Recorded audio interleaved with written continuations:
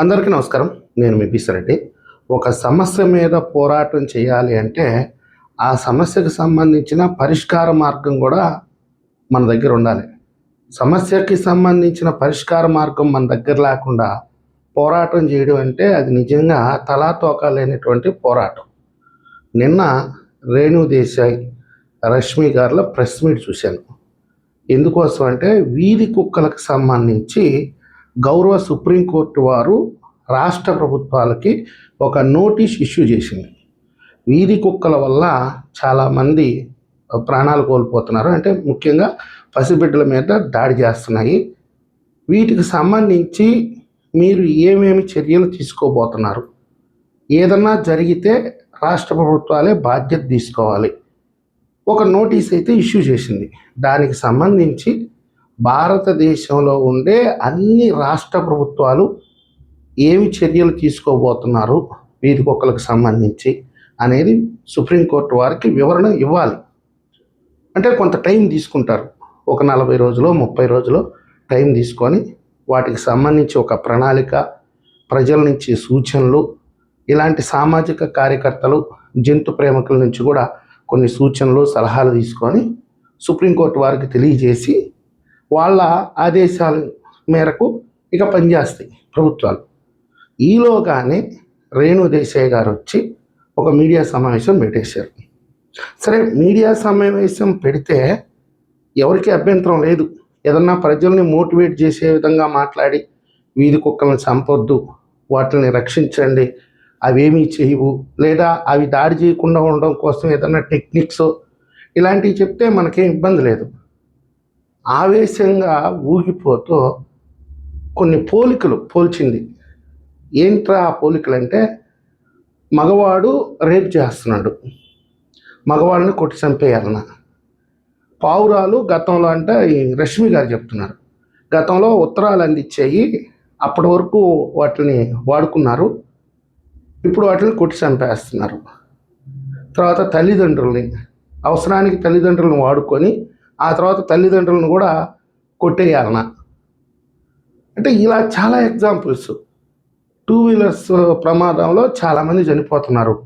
Hero హోండాని ban చేయమని చెప్పండి మీరు, దమ్ము ధైర్యం ఉంటే. విలేకరులను ప్రశ్నిస్తున్నారు. అంటే విలేకరులని ప్రశ్నించడం అంటే ప్రజలను ప్రశ్నించడమే. మీ ఆవేశం ఎవరి మీద తల్లి నాకు తెలియకడతాను. మీకేదన్నా అభ్యంతరాలు ఉంటే ప్రభుత్వానికి విన్నవించుకోవాలి. లేదా మీకు ఆ వీధి కుక్కల మీద అంత ప్రేమ ఉంటే మీరు వాటికి సంబంధించి పునరావాస కేంద్రాలు ఏదో ఉంటాయి, వాటిని మేము ఏర్పాటు చేస్తాము, మీరు వీధి కుక్కలను మొత్తం పట్టిస్తే మేము వాటిని పెంచుకుంటాము, వాటికి సంబంధించి మేమే ఫండ్ రైజ్ చేసుకుంటాము, వాటికి మళ్ళీ తిండి పెట్టాలి కదా, ఫండ్ రైజ్ చేసుకుంటాము, ప్రజల్లోకి రావు, ప్రజల్లోకి ఒకవేళ వస్తే మీరు చట్టపరంగా మా మీద యాక్షన్ తీసుకోండి. అంటే మీ సమస్యకు సంబంధించినటువంటి పరిష్కారాన్ని మీరే రూపకల్పన చేసుకొని అవి ప్రభుత్వాలకు ఇచ్చి, లేదా సుప్రీంకోర్టులో కౌంటర్ అఫిడవిట్ దాఖలు చేస్తే అది సుప్రీంకోర్టు వారు పరిశీలించి ప్రభుత్వాలకు కూడా ఒక సూచన చేసి ఆ మేరకు ఒక చట్టం చేస్తే మీరు ఏదైతే అనుకుంటున్నారో అది సాధ్యం అవుతుంది. ఇక్కడ సంబంధం లేని వాటితో పోలికలు చేసి మగవాడికి కుక్కకి ఏం సంబంధం, హీరో హోండా బైక్కి కుక్కకి ఏం సంబంధం? చాలా 2 వీలర్ ప్రమాదాల్లో కుక్కలే కారణం. రోడ్డుకి అడ్డంగా పరిగెత్తడం, వాటిని తప్పించిపోయి కింద పడి చాలామంది ప్రాణాలు పోగొట్టుకున్నారు. మరి కుక్కల మీద కేసు పెడుతున్నారా? ఏం మాట్లాడుతున్నారు తలా తోక లేకుండా? ఏదన్నా గట్టిగా మనం మాట్లాడామనుకోండి, ఇంకా మా కుటుంబాల మీదకి వచ్చేస్తారా, మా మీద దాడి చేస్తారా, మహిళలను కూడా చూడకుండా మా పట్ల అసభ్యంగా మాట్లాడతారా? చాలా రకాల మంది ప్రజలు ఉంటారండి. ఒక్కోడు ఒక్కో రకంగా వాడు భావ వ్యక్తీకరణ చేస్తాడు. అన్నిటినీ భరించాలి. మీకు మీడియా దొరికింది అని కదా అని చెప్పి ఇష్టం వచ్చినట్టు కంపేర్ చేసేసి కుక్కలకి మనిషి జీవితాలకి లింక్ పెట్టేసి ఏది పడితే అది మాట్లాడితే మీరే మేధావులు అనుకుంటే ఎవడో ఒకడు తెలివిగల్లోడు ఉంటాడు, వాడు కూడా మాట్లాడతాడు. మీరందరూ కూడా తెలుసుకోవాల్సింది ఏంటంటే, వన్యమృగ సంరక్షణ చట్టం అనేది భారతదేశంలో అమలు చేసినంత కఠినంగా ప్రపంచంలో ఎక్కడ అమలు చేయరండి. సాధు జంతువులకు సంబంధించి రక్షణ చట్టాలు మన దేశంలో ఉన్నంత కఠినంగా ఇతర దేశాల్లో ఎక్కడ ఉండవు. ఇప్పుడు ఈవిడ చెప్పే కుక్కలను కూడా తినేస్తారు కొన్ని దేశాల్లో. ఆ దేశాల పేర్లు వద్దులేండి. పావులను తింటారు, మొసళ్ళను కూడా తింటారు కొన్ని దేశాల్లో. కొన్ని దేశాల్లో అయితే అసలు ఇలాంటి చట్టాలే లేవు, వాళ్ళు యాక్సెప్ట్ కూడా చేయరు. ఆ దేశాల్లో మనుషులు కొట్టుకొని చేస్తున్నారు, కానీ వన్యమృగాల మటుకు అప్పటికీ ఇప్పటికీ ఎప్పటికీ పెరుగుతూనే ఉన్నాయి. అక్కడ జనాభా ఎక్కువే. ఆ జనాభా కంటే ఈ వన్యమృగాలే ఎక్కువ. ఆ దేశానికి సంపద, పర్యాటకులు వెళ్ళేది కూడా వాటిని చూడడానికి అక్కడికి వెళ్తున్నారు.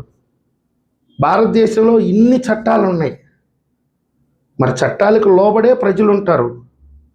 మీరు ప్రజల్ని భయపెట్టో లేకపోతే ప్రజల్ని విమర్శించే దాని నుంచి మీరు ఎలా లబ్ధి పొందాలనుకుంటున్నారు? చట్ట ప్రకారం ముందుకెళ్ళండి, కోర్టుల్ని ఆశ్రయించండి, ప్రజాప్రతినిధులను ఆశ్రయించండి, ప్రభుత్వాలను ఆశ్రయించండి. ఇవన్నీ వదిలేసి విలేకరులను తిట్టేస్తాం, సామాజిక రుగ్మతలను తీసుకొచ్చి మాట్లాడతాం, వాటికి పిచ్చి కుక్కలకి లింక్ పెడతాం. మనిషికి విజ్ఞత ఉంది, చెప్తే మనిషి వింటాడు. మరి కుక్కలకు ఉంటుందా విజ్ఞత? వాడికి ఏం తెలుసు? అవి మోగజీవాలు, మెదడు పనిచేయవు, దారిని పోయిన కరిచేస్తాయి, వాడి కుటుంబం బజారును పడిపోద్ది. మనిషిని భయపెడితేనో చట్టం చూపిస్తానో భయపడి వెనక తగ్గుతాడు. అందుకోసంగా మీరు చట్టాలు తెచ్చుకునే దానికి ప్రయత్నించాలి, కానీ మైక్ దొరికింది కదా అని చెప్పేసి ఇష్టం వచ్చినట్టు తిట్టడం అనేది సమంజసం కాదు. దీని మీద కూడా ఒక 100 మంది మీద కేసు పెట్టినా పెడతారు వీళ్ళు. ఆ విధంగా తయారైపోయారు. వాళ్ళు ఏమైనా మాట్లాడచ్చు, మనలాంటి వాళ్ళు ఎవరైనా మాట్లాడితే ఆ మనోభావాలు దెబ్బతినిపోతాయి. ఇంకా ఆ కేసులు చుట్టూ తిరగలేక మనలాంటి వాళ్ళు జీవితాలను బజారు పాలు చేసుకోవాలి. ఈ వీడియో మీకు నచ్చినట్లయితే లైక్ చేయండి, సబ్స్క్రైబ్ చేయండి. ధన్యవాదాలు.